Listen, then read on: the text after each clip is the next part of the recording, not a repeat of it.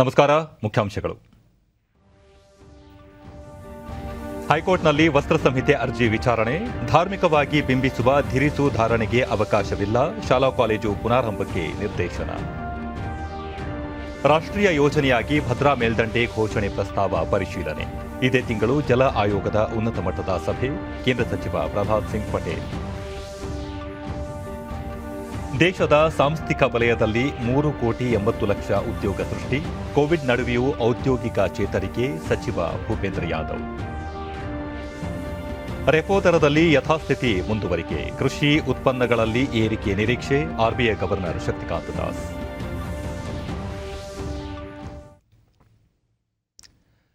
ವಾರ್ತೆಗಳ ವಿವರ. ವಸ್ತ್ರ ಸಂಹಿತೆ ಕಡ್ಡಾಯ ಪ್ರಕರಣಕ್ಕೆ ಸಂಬಂಧಪಟ್ಟಂತೆ ಮುಖ್ಯ ನ್ಯಾಯಮೂರ್ತಿಗಳನ್ನೊಳಗೊಂಡ ಹೈಕೋರ್ಟ್ನ ತ್ರಿಸದಸ್ಯ ಪೀಠ ಇಂದು ವಿಚಾರಣೆ ನಡೆಸಿದ್ದು ಮಧ್ಯಂತರ ಆದೇಶ ನೀಡಿದೆ. ಶಿಕ್ಷಣ ಸಂಸ್ಥೆಗಳಲ್ಲಿ ಹಿಜಾಬ್ ಧಾರಣೆಗೆ ಅವಕಾಶ ನೀಡುವಂತೆ ಹಲವು ವಿದ್ಯಾರ್ಥಿನಿಯರು ಸಲ್ಲಿಸಿದ್ದ ಅರ್ಜಿಗಳ ವಿಚಾರಣೆ ನಡೆಸಿದ ಮುಖ್ಯ ನ್ಯಾಯಮೂರ್ತಿ ರಿತುರಾಜ್ ಅವಸ್ಥಿ ಅವರ ನೇತೃತ್ವದ ವಿಸ್ತೃತ ಪೀಠ ಮಧ್ಯಂತರ ಆದೇಶ ನೀಡಿದ್ದು, ಅಂತಿಮ ಆದೇಶದವರೆಗೂ ಶೈಕ್ಷಣಿಕ ಸಂಸ್ಥೆಗಳಲ್ಲಿ ಧಾರ್ಮಿಕ ಗುರುತುಗಳ ಬಳಕೆ ಮತ್ತು ಬಟ್ಟೆಗಳ ಧಾರಣೆಗೆ ಅವಕಾಶವಿಲ್ಲ ಎಂದು ಸ್ಪಷ್ಟಪಡಿಸಿದೆ. ವಸ್ತ್ರ ಸಂಹಿತೆಗೆ ಸಂಬಂಧಪಟ್ಟಂತೆ ಪ್ರತಿಭಟನೆಗಳಿಂದಾಗಿ ಗಂಭೀರ ಪರಿಸ್ಥಿತಿ ಉಂಟಾಗಿದ್ದರಿಂದ ರಾಜ್ಯ ಸರ್ಕಾರ 3 ದಿನಗಳ ಕಾಲ ಪ್ರೌಢಶಾಲೆ ಮತ್ತು ಕಾಲೇಜುಗಳಿಗೆ ರಜೆ ಘೋಷಣೆ ಮಾಡಿತ್ತು. ಇಂದು ವಿಚಾರಣೆ ವೇಳೆ ಹೈಕೋರ್ಟ್ ಶಾಲಾ ಕಾಲೇಜುಗಳನ್ನು ಪುನರ್ ಆರಂಭಿಸುವಂತೆ ಆದೇಶಿಸಿದೆ. ಮುಂದಿನ ವಿಚಾರಣೆಯನ್ನು ಸೋಮವಾರಕ್ಕೆ ಮುಂದೂಡಲಾಗಿದ್ದು, ವಿಸ್ತೃತ ಪೀಠದಲ್ಲಿ ನ್ಯಾಯಮೂರ್ತಿ ಕೃಷ್ಣ ಶ್ರೀಪಾದ್ ದೀಕ್ಷಿತ್ ಮತ್ತು ಖಾಜಿ ಜೈಬುನ್ನೀಸಾ ಮೊಹಿದ್ದೀನ್ ಅವರು ಸದಸ್ಯರಾಗಿದ್ದಾರೆ.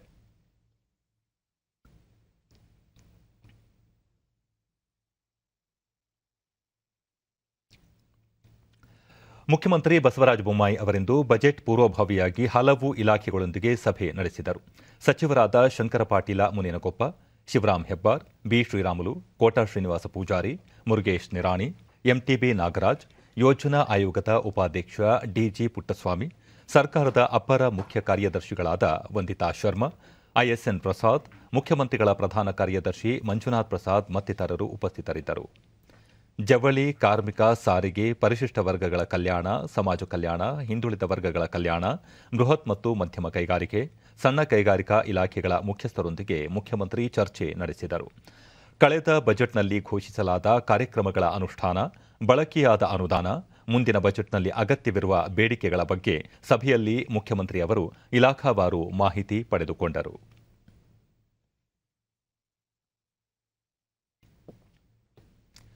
ಮಾಜಿ ಮುಖ್ಯಮಂತ್ರಿ ದಿವಂಗತ ಕೆಂಗಲ್ ಹನುಮಂತಯ್ಯನವರ 114ನೇ ಜಯಂತಿ ಅಂಗವಾಗಿ ವಿಧಾನಸೌಧದ ಬಳಿ ಇಂದು ಆಯೋಜಿಸಿದ್ದ ಕಾರ್ಯಕ್ರಮದಲ್ಲಿ ಅವರ ಭಾವಚಿತ್ರಕ್ಕೆ ಮುಖ್ಯಮಂತ್ರಿ ಬಸವರಾಜ ಬೊಮ್ಮಾಯಿ ಪುಷ್ಪನಮನ ಸಲ್ಲಿಸಿದರು.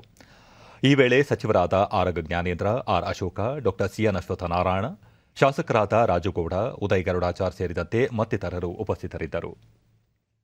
ಬಳಿಕ ನಾಡಪ್ರಭು ಕೆಂಪೇಗೌಡ ಪಾರಂಪರಿಕ ತಾಣದ ಅಭಿವೃದ್ಧಿ ಪ್ರಾಧಿಕಾರ ಹೊರತಂದಿರುವ ಕೆಂಪೇಗೌಡರ ಕ್ಯಾಲೆಂಡರ್ ಮತ್ತು ಲಾಂಛನವನ್ನು ಬಿಡುಗಡೆ ಮಾಡಿ ಕೆಂಪೇಗೌಡ ಅವರ ಪುತ್ಥಳಿಗೆ ಪುಷ್ಪನಮನ ಸಲ್ಲಿಸಿದರು.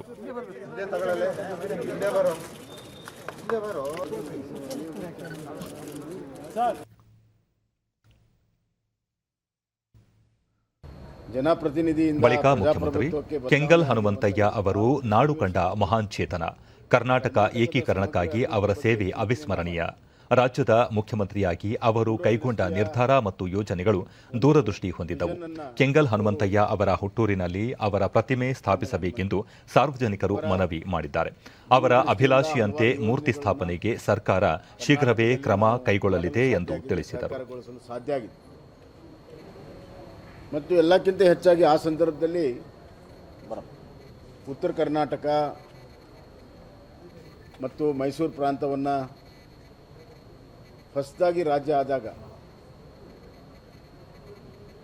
ಬೆಸೆಯುವಂಥ ಕೆಲಸ ಬಹಳ ಪ್ರಮುಖವಾದಂಥ ಸವಾಲಾಗಿತ್ತು.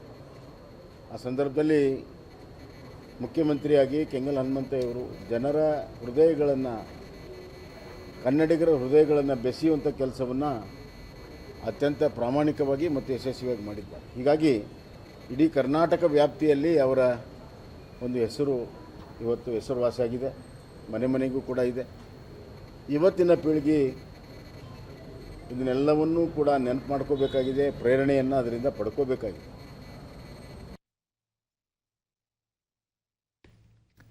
ಉತ್ತರ ಕನ್ನಡ ಜಿಲ್ಲೆ ಶಿರಸಿ ತಾಲೂಕಿನ ದೇವಹಳ್ಳಿ ಗ್ರಾಮ ಪಂಚಾಯಿತಿಯಲ್ಲಿ ಇಂದು ವಿವಿಧ ಅಭಿವೃದ್ಧಿ ಕಾಮಗಾರಿಗಳನ್ನು ಲೋಕಾರ್ಪಣೆಗೊಳಿಸಿದ ವಿಧಾನಸಭಾಧ್ಯಕ್ಷ ವಿಶ್ವೇಶ್ವರ ಹೆಗಡೆ ಕಾಗೇರಿ ನೆರೆಯಿಂದ ಮನೆ ಕಳೆದುಕೊಂಡವರಿಗೆ ಮನೆ ನಿರ್ಮಿಸಿಕೊಳ್ಳುವ ಕಾಮಗಾರಿ ಆದೇಶ ಪತ್ರ ವಿತರಿಸಿದರು.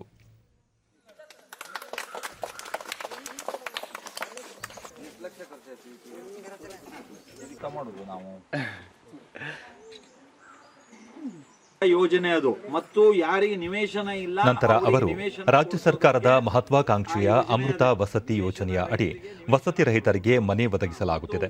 ಈ ಯೋಜನೆಯ ಅಡಿ 2 ಪಂಚಾಯಿತಿಗಳನ್ನು ಆಯ್ಕೆ ಮಾಡಿ ನಿವೇಶನ ಇಲ್ಲದವರಿಗೂ ಮನೆ ಒದಗಿಸಲಾಗುತ್ತಿದೆ. ಅರಣ್ಯ ಅತಿಕ್ರಮಣದಾರರು ಆತಂಕ ಪಡಬೇಕಾಗಿಲ್ಲ. ಅತಿಕ್ರಮಣ ಮಾಡಿದ ಜಾಗವನ್ನು ಕಾನೂನಾತ್ಮಕವಾಗಿ ಸಕ್ರಮಗೊಳಿಸುವ ಪ್ರಯತ್ನ ಮಾಡಲಾಗುತ್ತಿದೆ. ಗ್ರಾಮೀಣ ಜನರ ಜೀವನ ಮಟ್ಟ ಸುಧಾರಣೆಗೆ ಸರ್ಕಾರ ಬದ್ಧವಾಗಿದೆ ಎಂದರು. ಕೊಡಬೇಕು, ಜವಾಬ್ದಾರಿಗಳನ್ನ ನಾವು ಕಾಗದ ಪತ್ರದಲ್ಲಿ ನೀಡಬೇಕು, ಅದನ್ನೆಲ್ಲ ನೀಡೋದಕ್ಕೆ ನಮ್ಮ ಪ್ರಯತ್ನ ನಾವು ಮಾಡುತ್ತಿದ್ದೇವೆ. ಭದ್ರಾ ಮೇಲ್ದಂಡೆ ಯೋಜನೆಯ ಅಡಿ ತುಂಗಾ ಮತ್ತು ಭದ್ರಾ ನದಿಗಳ ನಡುವೆ ನೀರು ಹರಿಸುವ ಕಾರ್ಯ ಮತ್ತು ಸುರಂಗ ಕಾಮಗಾರಿ ಪೂರ್ಣಗೊಂಡಿದೆ ಎಂದು ಜಲಶಕ್ತಿ ಖಾತೆ ರಾಜ್ಯ ಸಚಿವ ಪ್ರಹ್ಲಾದ್ ಸಿಂಗ್ ಪಟೇಲ್ ಲೋಕಸಭೆಗೆ ತಿಳಿಸಿದ್ದಾರೆ. ಭದ್ರಾ ಮೇಲ್ದಂಡೆ ಯೋಜನೆಯನ್ನು ರಾಷ್ಟ್ರೀಯ ಯೋಜನೆಯಾಗಿ ಪರಿಗಣಿಸುವ ಪ್ರಸ್ತಾವ 2021ರ ಜೂನ್ನಲ್ಲಿ ಸಲ್ಲಿಕೆಯಾಗಿದ್ದು, ಈ ಕುರಿತು ಕೇಂದ್ರ ಜಲ ಆಯೋಗದ ಉನ್ನತ ಮಟ್ಟದ ಸಭೆ ಇದೇ ತಿಂಗಳು ನಡೆಯಲಿದೆ ಎಂದು ಸಚಿವರು ತಿಳಿಸಿದರು.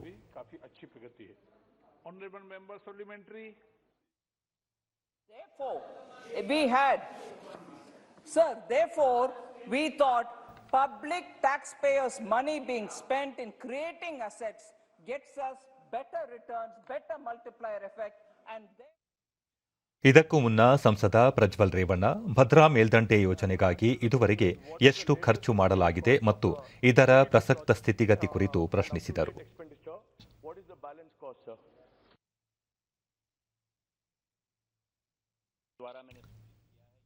ಕೋವಿಡ್ ಸಂಕಷ್ಟದ ನಡುವೆಯೂ ಕಳೆದ 4 ವರ್ಷಗಳಲ್ಲಿ ಉಡಾನ್ ಯೋಜನೆಯ ಅಡಿ ದೇಶದಲ್ಲಿ 948 ಹೊಸ ವೈಮಾನಿಕ ಮಾರ್ಗಗಳಲ್ಲಿ ವಿಮಾನ ಸೇವೆ ಆರಂಭಿಸಲಾಗಿದೆ ಎಂದು ನಾಗರಿಕ ವಿಮಾನಯಾನ ಸಚಿವ ಜ್ಯೋತಿರಾದಿತ್ಯ ಸಿಂಧಿಯಾ ತಿಳಿಸಿದರು. ಇದುವರೆಗೆ ವಿಮಾನ ಸೇವೆಯನ್ನೇ ಕಾಣದ ಸಣ್ಣ ಪಟ್ಟಣಗಳನ್ನು ಸಹ ಈ ಮಾರ್ಗಗಳಲ್ಲಿ ಜೋಡಿಸಲಾಗಿದೆ. 2025ರೊಳಗೆ ಉಡಾನ್ ಯೋಜನೆಯ ಅಡಿ 100 ಪಟ್ಟಣಗಳು ಹಾಗೂ 1000 ಹೊಸ ಮಾರ್ಗಗಳಲ್ಲಿ ವಿಮಾನ ಸೇವೆ ಆರಂಭಿಸುವ ಗುರಿ ಸಾಧಿಸಲಾಗುವುದು ಎಂದು ಸಚಿವರು ತಿಳಿಸಿದರು. और कल्पना भी नहीं की थी. प्रधानमंत्री जी की कल्पना की उड़े देश का आम नागरिक और हवाई चप्पल वाला हवाई जहाज में जाए, उसके तहत 48 नए रूट्स अवार्ड किए गए हैं, जिसके आधार पर ऐसे ऐसे छोटे शहर जुड़े गए हैं जिसकी कल्पना कभी की नहीं गई थी. झरसुगुड़ा से करीब 3 लाख यात्री प्रतिवर्ष जाते हैं. अध्यक्ष महोदय, ಪ್ರಧಾನಮಂತ್ರಿ ರೋಜ್ಗಾರ್ ಕೇಂದ್ರ ಎಂಎಸ್ಎಂಇ ಸಚಿವ ನಾರಾಯಣ ರಾಣೆ ದೇಶದ ಸೂಕ್ಷ್ಮ ಸಣ್ಣ ಮತ್ತು ಮಧ್ಯಮ ಕೈಗಾರಿಕೆ ಎಂಎಸ್ಎಂಇ ವಲಯಕ್ಕೆ ಕಳೆದ 2 ವರ್ಷಗಳಲ್ಲಿ 2,80,000 ಕೋಟಿ ರೂಪಾಯಿ ಖರ್ಚು ಮಾಡಲಾಗಿದೆ ಎಂದು ಸದನಕ್ಕೆ ತಿಳಿಸಿದರು. 2,80,000 करोड़ रुपए कोरोना में सफर हुए उद्योगों के लिए खर्च किए गए. केवीआईसी के माध्यम से अलग अलग योजनाएं हमने इम्प्लीमेंट की है. ನಗರ ವ್ಯವಹಾರಗಳ ಸಚಿವ ಹರ್ದೀಪ್ ಸಿಂಗ್ ಪುರಿ ದೇಶದಲ್ಲಿ 75 ಸ್ಮಾರ್ಟ್ ಸಿಟಿ ಕೇಂದ್ರಗಳು ಈಗಾಗಲೇ ಕಾರ್ಯಾರಂಭ ಮಾಡಿದ್ದು, ಈ ವರ್ಷದ ಆಗಸ್ಟ್ 15ರ ವೇಳೆಗೆ ಎಲ್ಲ 100 ಸ್ಮಾರ್ಟ್ ಸಿಟಿ ಕೇಂದ್ರಗಳು ಕಾರ್ಯಾರಂಭ ಮಾಡಲಿವೆ ಎಂದು ಪ್ರಶ್ನೆಯೊಂದಕ್ಕೆ ಉತ್ತರಿಸಿದರು. March 2023, we will review them both here and ensure that they are on the timely completion. 75 of the 100 command control centers are operational. Work is in an advanced stage of progress for the remaining 25, and I would urge my colleagues, the honorable members, a little patience. By 15th August this year, 15th August 2022, I make this statement with a sense of responsibility before this August House, all 100 will be operational. ಈ ಮಧ್ಯೆ budget ಮೇಲಿನ ಚರ್ಚೆಯಲ್ಲಿ ಭಾಗವಹಿಸಿದ ಬಳ್ಳಾರಿ ಲೋಕಸಭಾ ಕ್ಷೇತ್ರದ ಸಂಸದ Y Devendrappa ಕನ್ನಡದಲ್ಲಿ ತಮ್ಮ ವಿಷಯ ಮಂಡಿಸಿ 2022-23ನೇ ಸಾಲಿನ ಆಯವ್ಯಯವು ಯುವ ಸಮೂಹದ ಶ್ರೇಯೋಭಿವೃದ್ಧಿಗೆ ಪೂರಕವಾಗಿದೆ. ಉದ್ಯೋಗಾವಕಾಶಗಳನ್ನು ಹೆಚ್ಚಿಸುವ ಪರಿಕ್ರಮಗಳನ್ನು ಅಳವಡಿಸಿಕೊಳ್ಳಲಾಗಿದೆ. ಒಟ್ಟಾರೆಯಾಗಿ ಎಲ್ಲ ವರ್ಗಗಳ ಅಭಿವೃದ್ಧಿಗೆ ಮುಂಗಡಪತ್ರದಲ್ಲಿ ಯೋಜನೆಗಳನ್ನು ರೂಪಿಸಲಾಗಿದೆ ಎಂದರು. ನದಿ ಜೋಡಣೆಗೂ ಮುನ್ನ ಕರ್ನಾಟಕಕ್ಕೆ ಲಭ್ಯವಿರುವ ಹೆಚ್ಚುವರಿ ನೀರನ್ನು ನಿಗದಿಪಡಿಸಬೇಕು ಎಂದು ಸದನದ ಗಮನ ಸೆಳೆದರು. ನನ್ನ ರಾಜ್ಯವು ಹೆಚ್ಚಿನ ನೀರಿನಲ್ಲಿ ತನ್ನ ಪಾಲು ಕೇಳಿದೆ. ಆದ್ದರಿಂದಲೇ ಕೃಷ್ಣಾ, ಪೆನ್ನಾರ್ ಮತ್ತು ಕಾವೇರಿ ಸಂಬಂಧಿಸಿದ ಯೋಜನೆಗಳು ಕರ್ನಾಟಕದ ಆತಂಕಕ್ಕೆ ಕಾರಣವಾಗಿದೆ. ನದಿ ತೀರದ ರಾಜ್ಯಗಳ ನಡುವೆ ನದಿ ನೀರಿನ ವಿವಾದ ಆಯೋಗಗಳನ್ನು ಬಹುತೇಕ ಇತ್ಯರ್ಥಗೊಳಿಸಿದ್ದರೂ ಹೆಚ್ಚುವರಿ ನೀರಿನ ಹಂಚಿಕೆ ವಿವಾದಾತ್ಮಕ ವಿಷಯವಾಗಿ ಮುಂದುವರಿಯುತ್ತದೆ. ಆಯವ್ಯಯದ ಮೇಲೆ ನಡೆದ ಚರ್ಚೆಗೆ ಲೋಕಸಭೆಯಲ್ಲಿ ಉತ್ತರ ನೀಡಿದ ಹಣಕಾಸು ಸಚಿವೆ ನಿರ್ಮಲಾ ಸೀತಾರಾಮನ್, ನಮ್ಮ ಸರ್ಕಾರ ಆರ್ಥಿಕ ವ್ಯವಸ್ಥೆಯನ್ನು ಶಿಸ್ತುಬದ್ಧವಾಗಿ ನಿರ್ವಹಣೆ ಮಾಡಿದೆ ಎಂದು ಅಂಕಿಅಂಶಗಳ ಸಮೇತ ಸಮರ್ಥಿಸಿಕೊಂಡರು. If the numbers are different, economic survey takes it from one source, we take it from another, all of us use our deflators, and roughly they are about similar ranges. So the W ಇದೀಗ ನೇರ ಪ್ರಸಾರವನ್ನು ವೀಕ್ಷಿಸುತ್ತಿದ್ದೀರಿ. Voice which was raised, of course that's in double digit, whereas CPI has been remaining in the range, and therefore we expect to have about a deflator of 3.5%. So that clarity I just wanted to bring to the notice of the honourable members who spoke about mismatch in the two GDP growth figures. Sir, I'll come to this topic which most members did raise as a concern, unemployment. Members quoted from the speeches and mentioned that only 60 lakh jobs are being talked about. So that was only for one of the schemes for which we said this scheme, because of this scheme, there will be about 60 lakhs. And that is the PLI scheme. So that doesn't mean that's the only scheme in which we are looking at generating employment. First principle is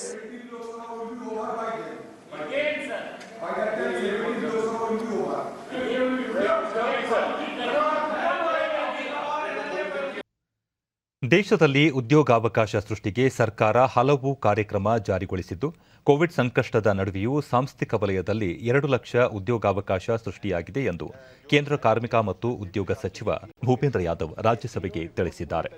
ಪ್ರಶ್ನೋತ್ತರ ವೇಳೆಯಲ್ಲಿ ಇಂದು ಸದಸ್ಯರ ಪ್ರಶ್ನೆಗೆ ಉತ್ತರ ನೀಡಿದ ಅವರು, ಸಮೀಕ್ಷಾ ವರದಿ ಅನುಸಾರ 2013-14ರಿಂದೀಚೆಗೆ ಶೇಕಡಾ 22ರಷ್ಟು ಉದ್ಯೋಗ ವೃದ್ಧಿಯಾಗಿದ್ದು, ಈ ಅವಧಿಯಲ್ಲಿ ಸಾಂಸ್ಥಿಕ ವಲಯವೊಂದರಲ್ಲೇ 3,80,00,000 ಉದ್ಯೋಗಾವಕಾಶ ಸೃಷ್ಟಿಯಾಗಿದೆ ಎಂದರು.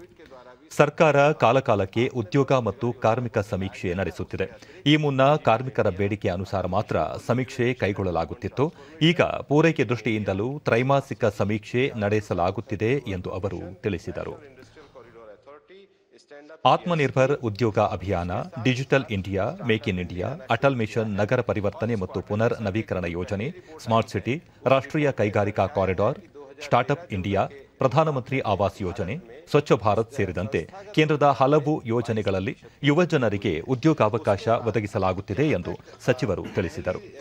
ಕಾರ್ಮಿಕರಿಗೆ, ವಿಶೇಷವಾಗಿ ಅಸಂಘಟಿತ ವಲಯದ ಕಾರ್ಮಿಕರಿಗೆ ಸಾಮಾಜಿಕ ಸುರಕ್ಷತೆ ಒದಗಿಸಲು ನೂತನ ಕಾನೂನು ಜಾರಿಗೊಳಿಸಲಾಗಿದ್ದು, ನೋಂದಣಿಗಾಗಿ ಇ-ಶ್ರಮ್ ಪೋರ್ಟಲ್ ಆರಂಭಿಸಲಾಗಿದೆ.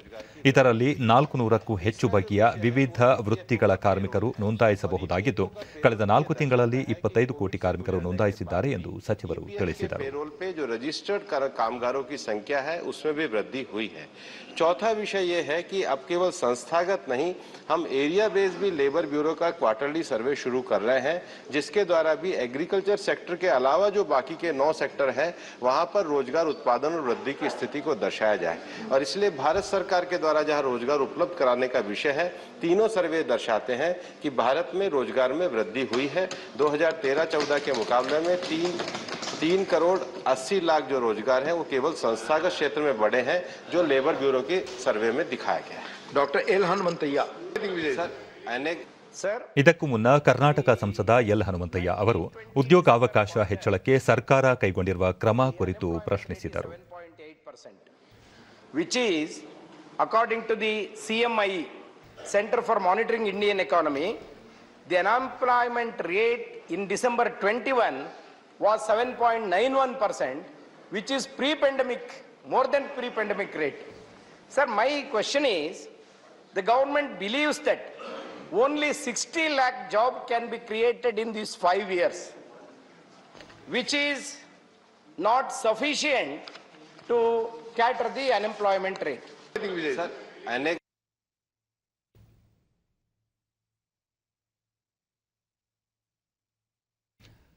ಭಾರತೀಯ ಬಾಹ್ಯಾಕಾಶ ಸಂಶೋಧನಾ ಸಂಸ್ಥೆ ಇಸ್ರೋ 1975ರಿಂದೀಚೆಗೆ ಭಾರತೀಯ ಮೂಲದ 129 ಉಪಗ್ರಹಗಳನ್ನು ಉಡಾವಣೆ ಮಾಡಿದೆ ಎಂದು ಕೇಂದ್ರ ವಿಜ್ಞಾನ ತಂತ್ರಜ್ಞಾನ ಮತ್ತು ಬಾಹ್ಯಾಕಾಶ ಖಾತೆ ರಾಜ್ಯ ಸಚಿವ ಡಾ ಜಿತೇಂದ್ರ ಸಿಂಗ್ ರಾಜ್ಯಸಭೆಗೆ ತಿಳಿಸಿದ್ದಾರೆ. ಇದೇ ಅವಧಿಯಲ್ಲಿ 36 ದೇಶಗಳ ಒಟ್ಟು 342 ವಿದೇಶಿ ಉಪಗ್ರಹಗಳನ್ನು ಇಸ್ರೋ ಉಡಾವಣೆ ಮಾಡಿದೆ ಎಂದು ಅವರು ಮಾಹಿತಿ ನೀಡಿದ್ದಾರೆ.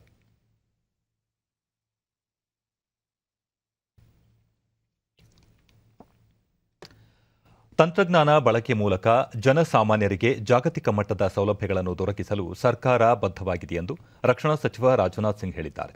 ದೆಹಲಿಯಲ್ಲಿ ಇಂದು ಕಾರ್ಯಕ್ರಮವೊಂದರಲ್ಲಿ ಅವರು, ದೇಶವು ಸ್ವಾತಂತ್ರ್ಯದ ಅಮೃತ ಮಹೋತ್ಸವ ಆಚರಿಸುತ್ತಿದ್ದು, ಎಲ್ಲ ಸಚಿವಾಲಯಗಳು ಮತ್ತು ಇಲಾಖೆಗಳು ತಮ್ಮ ವ್ಯಾಪ್ತಿಯಲ್ಲಿ ತಂತ್ರಜ್ಞಾನಕ್ಕೆ ಉತ್ತೇಜನ ನೀಡಿದ್ದು, ಮೂಲಸೌಕರ್ಯಗಳನ್ನು ಹೆಚ್ಚಿಸುವ ಎಲ್ಲ ಪ್ರಯತ್ನ ಮಾಡುತ್ತಿವೆ ಎಂದು ಹೇಳಿದರು.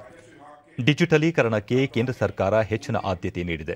ಇದರಿಂದ ಭೂ ದಾಖಲೆ ನಿರ್ವಹಣೆ ಸೇರಿದಂತೆ ಹಲವು ಸೌಲಭ್ಯಗಳು ಜನಸಾಮಾನ್ಯರಿಗೆ ಸುಲಭವಾಗಿ ದೊರಕುತ್ತಿವೆ. ನ್ಯಾಯಾಲಯಗಳಲ್ಲಿ ಭೂ ವಿವಾದಗಳಿಗೆ ಸಂಬಂಧಿಸಿದ ಸಿವಿಲ್ ಪ್ರಕರಣಗಳ ಸಂಖ್ಯೆ ಹೆಚ್ಚಾಗುತ್ತಿದ್ದು, ಡಿಜಿಟಲ್ ತಂತ್ರಜ್ಞಾನ ಬಳಕೆಯ ಮೂಲಕ ವಿವಾದಗಳಿಗೆ ಕಡಿವಾಣ ಹಾಕಬಹುದಾಗಿದೆ ಎಂದರು.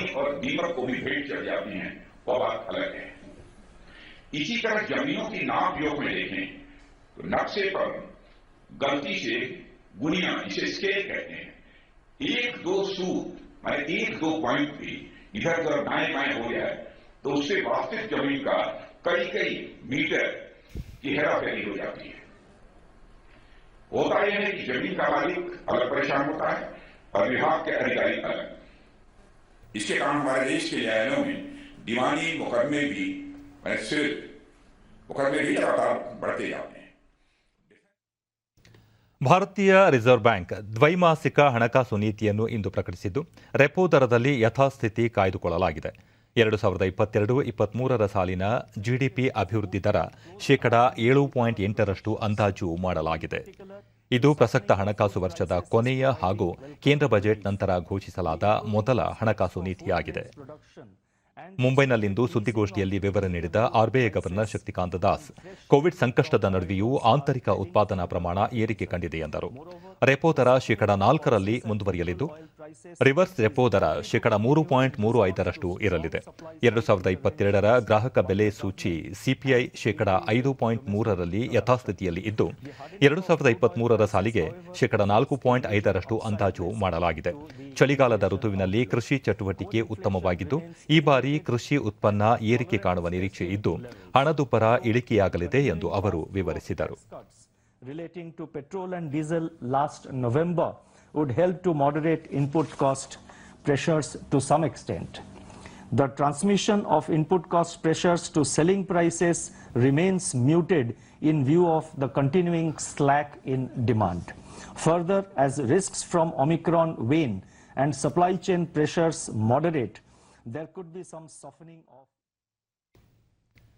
ಕೋವಿಡ್-19 ಹಿನ್ನೆಲೆಯಲ್ಲಿ ಅಂತಾರಾಷ್ಟ್ರೀಯ ಪ್ರಯಾಣಿಕರಿಗೆ ಕಡ್ಡಾಯಗೊಳಿಸಲಾಗಿದ್ದ 7 ದಿನಗಳ ಪ್ರತ್ಯೇಕ ಗೃಹವಾಸದಿಂದ ವಿನಾಯಿತಿ ನೀಡಲಾಗಿದ್ದು, ಸುರಕ್ಷತಾ ದೃಷ್ಟಿಯಿಂದ ಕೆಲವು ಷರತ್ತುಗಳನ್ನು ವಿಧಿಸಲಾಗಿದೆ. ಕೇಂದ್ರ ಆರೋಗ್ಯ ಮತ್ತು ಕುಟುಂಬ ಕಲ್ಯಾಣ ಸಚಿವಾಲಯ ವಿದೇಶಿ ಪ್ರಯಾಣಿಕರಿಗಾಗಿ ಇಂದು ಪರಿಷ್ಕೃತ ಮಾರ್ಗಸೂಚಿಗಳನ್ನು ಪ್ರಕಟಿಸಿದ್ದು, ಫೆಬ್ರವರಿ 14ರಿಂದ ಈ ನಿಯಮಗಳು ಜಾರಿಯಾಗಲಿವೆ. ಅಂತಾರಾಷ್ಟ್ರೀಯ ಪ್ರಯಾಣಿಕರು ಏರ್ ಸುವಿಧಾ ಪೋರ್ಟಲ್ನಲ್ಲಿ ಕಳೆದ 14 ದಿನಗಳ ಅವಧಿಯಲ್ಲಿ ಪ್ರವಾಸ ಮಾಡಿದ ಪ್ರಸ್ತಾವ ಮಾಹಿತಿಗಳನ್ನು ನಮೂದಿಸಬೇಕು. ಪ್ರಯಾಣಕ್ಕೆ 72 ಗಂಟೆಗಳ ಮುನ್ನ ನಡೆಸಲಾದ ಆರ್ಟಿಪಿಸಿಆರ್ನ ನೆಗೆಟಿವ್ ವರದಿಯನ್ನು ಹಾಗೂ ಲಸಿಕೆ ಪಡೆದ ಪ್ರಮಾಣಪತ್ರವನ್ನು ಸಲ್ಲಿಸಬೇಕು. ಪ್ರಯಾಣ ಆರಂಭಿಸುವ ಮುನ್ನ ಥರ್ಮಲ್ ಸ್ಕ್ರೀನಿಂಗ್ ಮತ್ತು ಮೊಬೈಲ್ಗೆ ಆರೋಗ್ಯ ಸೇತು ಆ್ಯಪ್ ಡೌನ್ಲೋಡ್ ಮಾಡಿಕೊಳ್ಳುವ ಕಡ್ಡಾಯವಾಗಿದೆ. ಪ್ರಯಾಣದ ವೇಳೆ ಸುರಕ್ಷತಾ ಮಾರ್ಗಸೂಚಿಗಳ ಬಗ್ಗೆ ವಿಮಾನಯಾನ ಸಂಸ್ಥೆ ಮಾಹಿತಿ ನೀಡಬೇಕು. ಸಾಮಾಜಿಕ ಅಂತರ, ಮಾಸ್ಕ್ ಧರಿಸುವುದು ಸೇರಿದಂತೆ ಸುರಕ್ಷತಾ ಕ್ರಮಗಳನ್ನು ಪಾಲಿಸಬೇಕು. ವಿಮಾನ ಇಳಿದ ಬಳಿಕ ಒಟ್ಟು ಪ್ರಯಾಣಿಕರ ಪೈಕಿ ಶೇಕಡಾ 2ರಷ್ಟು ಮಂದಿಯನ್ನು ತಪಾಸಣೆಗೆ ಒಳಪಡಿಸಬೇಕು. ವಿದೇಶಿ ಪ್ರಯಾಣಿಕರು ಕಡ್ಡಾಯವಾಗಿ 14 ದಿನ ಸ್ವ ಆರೋಗ್ಯ ನಿಗಾವಣೆಯಲ್ಲಿ ಇರಬೇಕು. ಈ ಬಗ್ಗೆ ರೋಗ ಲಕ್ಷಣ ಕಂಡುಬಂದರೆ ಸಮೀಪದ ಆರೋಗ್ಯ ಕೇಂದ್ರಕ್ಕೆ ಮಾಹಿತಿ ನೀಡಬೇಕು ಎಂದು ಸೂಚಿಸಲಾಗಿದೆ. ಕೇಂದ್ರ ಆರೋಗ್ಯ ಸಚಿವ ಮನ್ಸುಖ್ ಮಾಂಡವೀಯ ಈ ಕುರಿತು ಟ್ವೀಟ್ ಮಾಡಿದ್ದು, ಪರಿಷ್ಕೃತ ಮಾರ್ಗಸೂಚಿಗಳು ಸುರಕ್ಷತೆ ಮತ್ತು ಕೋವಿಡ್ ವಿರುದ್ಧದ ಹೋರಾಟಕ್ಕೆ ಬಲ ನೀಡಲಿವೆ ಎಂದಿದ್ದಾರೆ.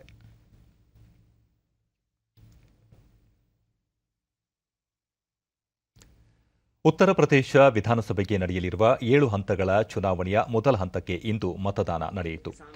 9 ಮೀಸಲು ಕ್ಷೇತ್ರಗಳು ಸೇರಿದಂತೆ 58 ಕ್ಷೇತ್ರಗಳಿಗೆ ಮತದಾನ ನಡೆದಿದ್ದು 5 ಗಂಟೆ ವೇಳೆಗೆ ಅಂದಾಜು 57.79% ಮತದಾನವಾಗಿದೆ ಎಂದು ಚುನಾವಣಾ ಆಯೋಗ ತಿಳಿಸಿದೆ. ಸಂಜೆ 6 ಗಂಟೆಯವರೆಗೆ ಮತದಾನಕ್ಕೆ ಅವಕಾಶ ಕಲ್ಪಿಸಲಾಗಿತ್ತು. ಕೋವಿಡ್ ಮುನ್ನೆಚ್ಚರಿಕಾ ಕ್ರಮಗಳಿಗೆ ಆದ್ಯತೆ ನೀಡಲಾಗಿತ್ತು.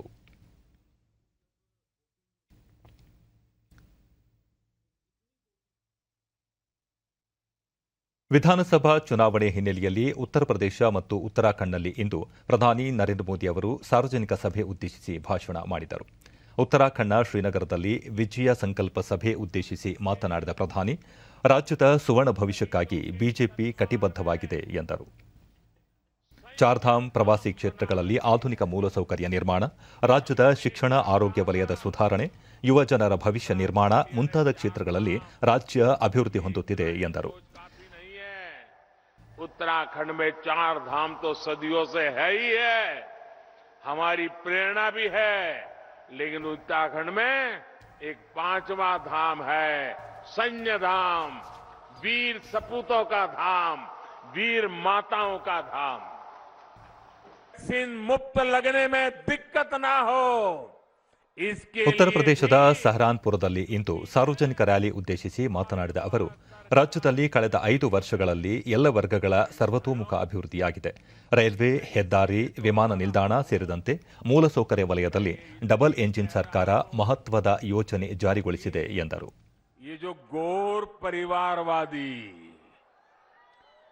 गोर परिवारवादी लोग सरकार में होते तो शायद वैक्सीन रास्ते में ही कहीं बिक जाती और आप कोरोना से भय से आतंकित होकर के जीवन मृत्यु की लड़ाई लड़ने के लिए मजबूर हो जाते. ಗುರುವಾರ ಈ ಮಧ್ಯೆ ವಿಶ್ವ ಪ್ರಸಿದ್ಧ ಕುಸ್ತಿಪಟು ಪೈಲ್ವಾನ್ ಖಲಿ ಅವರು ಬಿಜೆಪಿಗೆ ಇಂದು ಸೇರ್ಪಡೆಯಾದರು. ಪಕ್ಷದ ಮುಖ್ಯ ಕಾರ್ಯಾಲಯದಲ್ಲಿ ಕೇಂದ್ರ ಸಚಿವ ಮತ್ತು ಬಿಜೆಪಿ ಹಿರಿಯ ನಾಯಕ ಡಾ ಜಿತೇಂದ್ರ ಸಿಂಗ್ ಸೇರಿದಂತೆ ಹಲವು ಮುಖಂಡರು ಖಲಿ ಅವರನ್ನು ಪಕ್ಷಕ್ಕೆ ಬರಮಾಡಿಕೊಂಡರು.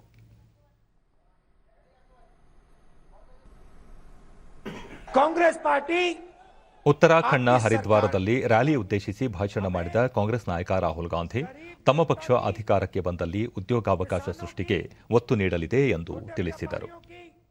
स्मॉल और मीडियम बिजनेस वालों की और युवाओं की रोजगार दिलवाने वाली सरकार चाहिए. ಈ ನಡುವೆ ಗೋವಾ ರಾಜ್ಯದ 40 ಕ್ಷೇತ್ರಗಳಿಗೆ ಇದೇ 14ರಂದು ಮತದಾನ ನಡೆಯಲಿದ್ದು ಬಹಿರಂಗ ಪ್ರಚಾರಕ್ಕೆ ನಾಳೆ ತೆರೆ ಬೀಳಲಿದೆ. ವಾರಾಣಸಿಯಲ್ಲಿ ಜನಸಮ್ಮೇಳನ ಉದ್ದೇಶಿಸಿ ಭಾಷಣ ಮಾಡಿದ ಕೇಂದ್ರ ಸಚಿವ ಮತ್ತು ಬಿಜೆಪಿ ನಾಯಕ ಅನುರಾಗ್ ಸಿಂಗ್ ಠಾಕೂರ್, ಉತ್ತರ ಪ್ರದೇಶದಲ್ಲಿ ಜನತೆ ಬಿಜೆಪಿಯನ್ನು ಆಶೀರ್ವದಿಸಲಿದ್ದು ಪಕ್ಷ ಮತ್ತೆ ಸರ್ಕಾರ ರಚಿಸುವ ವಿಶ್ವಾಸವಿದೆ ಎಂದರು. ಕೇಂದ್ರದಲ್ಲಿ ಪ್ರಧಾನಿ ನರೇಂದ್ರ ಮೋದಿ ನೇತೃತ್ವದ ಹಾಗೂ ರಾಜ್ಯದಲ್ಲಿ ಮುಖ್ಯಮಂತ್ರಿ ಯೋಗಿ ಆದಿತ್ಯನಾಥ್ ನಾಯಕತ್ವದ ಡಬಲ್ ಎಂಜಿನ್ ಸರ್ಕಾರದಿಂದ ಉತ್ತರ ಪ್ರದೇಶದಲ್ಲಿ ಅಭಿವೃದ್ಧಿಯ ಯುಗ ಆರಂಭಗೊಂಡಿದೆ ಎಂದು ಅನುರಾಗ್ ಠಾಕೂರ್ ತಿಳಿಸಿದರು. 47,000 करोड़ रुपए का निर्यात 5 वर्षों में कर रहे हैं.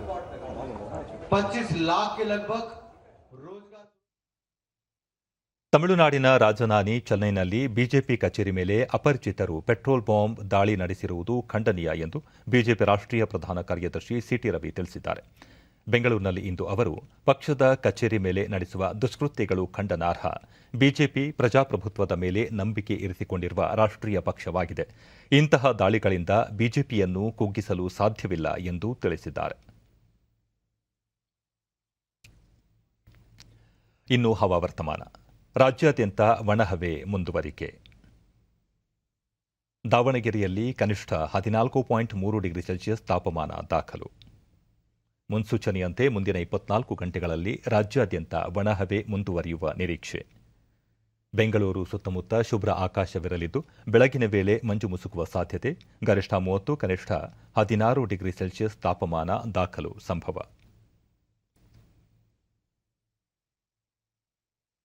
ಕೊನೆಯಲ್ಲಿ ಮತ್ತೊಮ್ಮೆ ಮುಖ್ಯಾಂಶಗಳು. ಹೈಕೋರ್ಟ್ನಲ್ಲಿ ವಸ್ತ್ರ ಸಂಹಿತೆ ಅರ್ಜಿ ವಿಚಾರಣೆ. ಧಾರ್ಮಿಕವಾಗಿ ಬಿಂಬಿಸುವ ದಿರಿಸು ಧಾರಣೆಗೆ ಅವಕಾಶವಿಲ್ಲ. ಶಾಲಾ ಕಾಲೇಜು ಪುನಾರಂಭಕ್ಕೆ ನಿರ್ದೇಶನ. ರಾಷ್ಟ್ರೀಯ ಯೋಜನೆಯಾಗಿ ಭದ್ರಾ ಮೇಲ್ದಂಡೆ ಘೋಷಣೆ ಪ್ರಸ್ತಾವ ಪರಿಶೀಲನೆ. ಇದೇ ತಿಂಗಳು ಜಲ ಆಯೋಗದ ಉನ್ನತ ಮಟ್ಟದ ಸಭೆ. ಕೇಂದ್ರ ಸಚಿವ ಪ್ರಹ್ಲಾದ್ ಸಿಂಗ್ ಪಟೇಲ್. ದೇಶದ ಸಾಂಸ್ಥಿಕ ವಲಯದಲ್ಲಿ 3,80,00,000 ಉದ್ಯೋಗ ಸೃಷ್ಟಿ. ಕೋವಿಡ್ ನಡುವೆಯೂ ಔದ್ಯೋಗಿಕ ಚೇತರಿಕೆ. ಸಚಿವ ಭೂಪೇಂದ್ರ ಯಾದವ್. ರೆಪೋ ದರದಲ್ಲಿ ಯಥಾಸ್ಥಿತಿ ಮುಂದುವರಿಕೆ. ಕೃಷಿ ಉತ್ಪನ್ನಗಳಲ್ಲಿ ಏರಿಕೆ ನಿರೀಕ್ಷೆ. RBI governor Shaktikanta Das.